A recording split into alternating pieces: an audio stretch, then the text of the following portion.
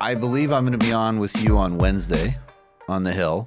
Supposedly we're talking about impeachment. Really? Yeah, that's what I heard.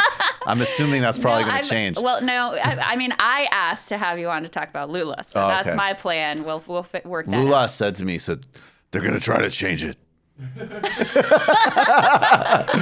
But you talk about it on the Hill.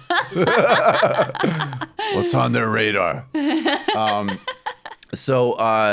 But before, take a couple of minutes and we'll have many more conversations like this. But we're a couple weeks out now. I mean, what do you do some predicting? Oh, gosh. Is Bernie solid? I think he's going to take Iowa and New Hampshire. I do. I don't want to go out that far on a limb, even though my heart says you're right. Mm-hmm. But I am very keenly aware of my own bias in this regard. Fair. Let's be clear. Yep. However, here's what I will say. If he's tied in the polls going into Iowa, he will win Iowa because they do discount his support. I mean, I looked back at the numbers. In 2016, he outperformed his Iowa numbers by about 4.5 points. Of course, in Michigan, he outperformed his poll numbers by like 22 points. I wouldn't expect that. But he does consistently outperform his poll numbers. Elizabeth Warren has done more to energize the Bernie base than anyone possibly could have done. And CNN.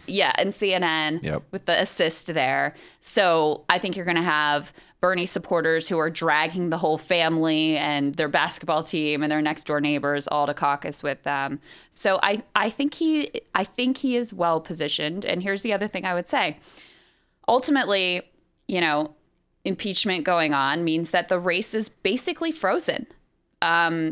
News coverage is going to be wall to wall of this trial. It's going to be very hard for Obama world or the Clintonites or whoever to really launch any new attacks on him at this point because it's just going to be a lot harder to break through.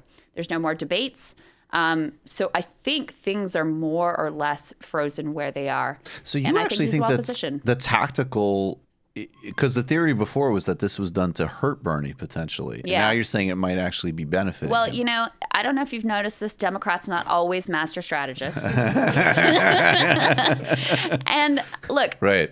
If you talk to, and having, been involved in campaigns myself, this is not just spin, like when most of the impact of campaigning is not actually the candidate themselves on the ground, right? The people that go to Bernie rallies are already going to go and caucus for him. They're already supporters of his. At this point in the game, especially, you've already collected their data, et cetera, et cetera. So in some ways, when he's there on the ground, it actually sucks up resources that could be devoted to other activities that would more directly translate at this point into turning people out. So I don't honestly think that him not being able to physically be there is all that important at this stage in the game. The one thing I will say is because the whole impeachment narrative centers around Joe Biden, that is somewhat elevating to him, even though it's not a good look for him, but it makes him look like, he's the one that Donald Trump's afraid of and he's central to the narrative, et cetera. But in terms of the actual logistics and the problems of not being able to be on the ground, I don't worry about that. You just watched a Michael Brooks show video. Subscribe to get them all. Why wouldn't you? Don't be foolish. Click subscribe below and become a patron as well. Patreon.com/TMBS. Thanks, everybody.